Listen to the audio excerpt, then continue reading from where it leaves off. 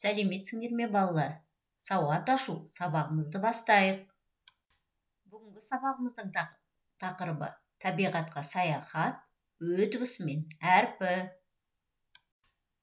Бұл сабақта сен дыбыстардың мағына ажыратушылық қызметін түсінесің, каллиграфиялық талаптарды сақтап жазасың. Балалар, біз өткен сабақта Ö дыбысымен әрпімен танысқанбыз. Бүгін біз осы тақырыпты пысықтаймыз. Жұмбақ шешейік. Тіл үйірген дәмі бар, сары алтын түс сәні бар. Шақсаң егер кептіріп, сүйегінің дәні бар. Бұл не деп ойлайсыңдар, балалар? Міне бұл өрік. Өрік сөзі қандай дыбыстан басталып тұр? Ö дыбысынан басталып тұр екен.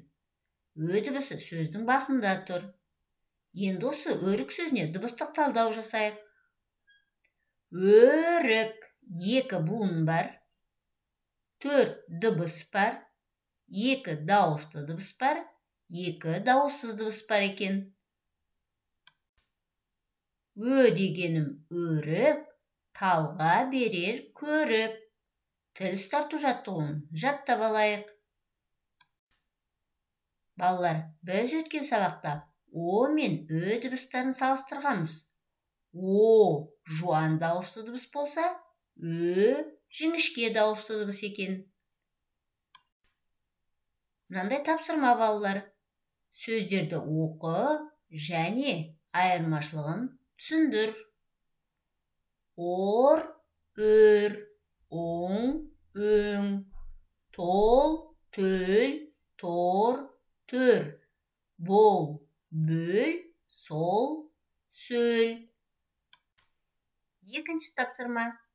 Ö дыбысының сөздегі орнын анықта.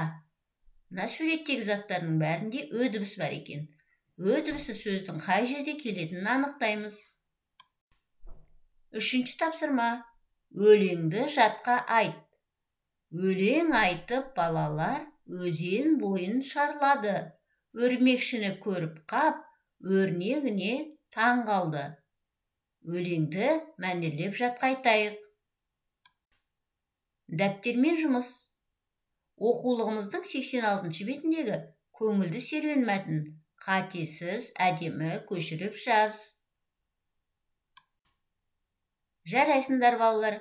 Өздеріңді бағдаршам әдісі арқылы бағалап көріңдер.